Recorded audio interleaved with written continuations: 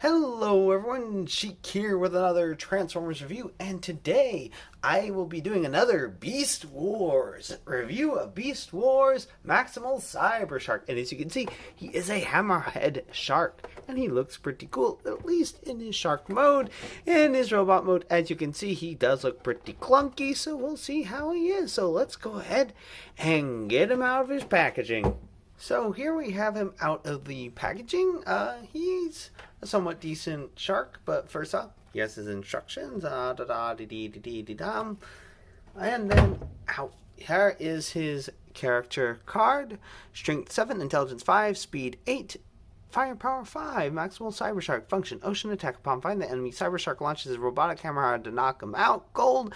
Then finish the job in robot mode by filleting his prey with his switchblade tail. Yeah, so that's this is launching his hammerhead. I mean, considering how big and bulky this is, I mean, I guess it's not too much of a surprise that doesn't fire that far. But yeah, so that's about it for that. And then yeah, I'll put that back on. Yeah, there we are. Alright, for comparison, here we have him with G1 for Beast Wars anyway. I guess he's also technically G1 too, but here we have him with Scorponok, so you can see how they are. One thing I will say is that Cybershark does feel kind of flimsy and kind of like cheaper plastic than Scorponok. Scorponok feels pretty sturdy. I mean, he is Voyager class, so I guess that might be part of it. But I will say the quality of plastic on him feels a little bit cheap. And then also, you're supposed to push this button, and this is supposed to do a pinchy thing. I think they assembled it wrong. I might take it apart to see what's going on and maybe be able to fix it. I don't know. After finally figuring out exactly what was wrong or what I was doing wrong, I completely made myself look like a fool. By switchblade, they literally do mean a switchblade. You pull it all the way back, and then you press the button, causing it to flip forward. All the way back, flip forward. And what's really cool is it even looks like a tiny little tail fin when it's flipped back, so it doesn't look as much like a blade when in shark mode, although I haven't been able to successfully transform him with the blade in because his feet get in the way. And also, he can hold his hammerhead, kind of like a giant hammer, I guess. Pretty cool thing you can do.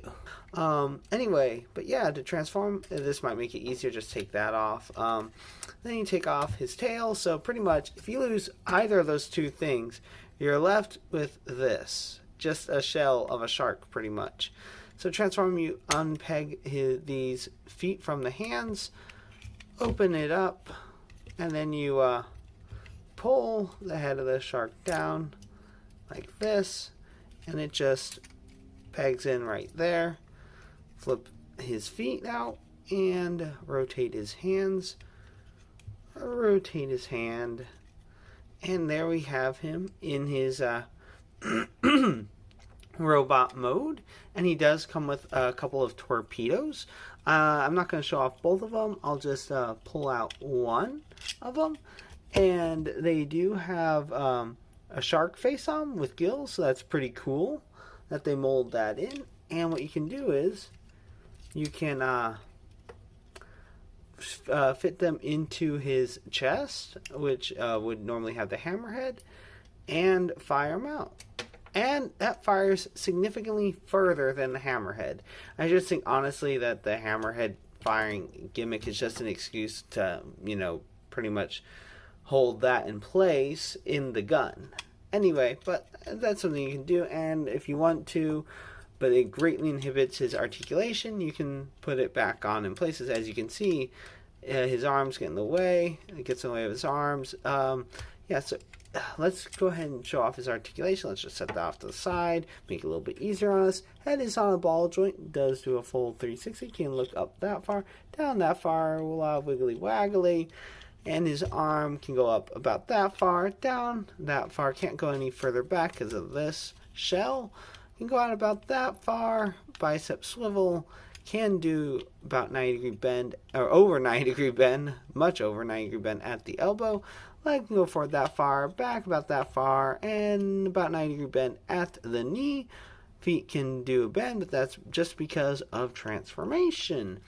So yeah, that's about it for him. You can also go ahead and give him his switchblade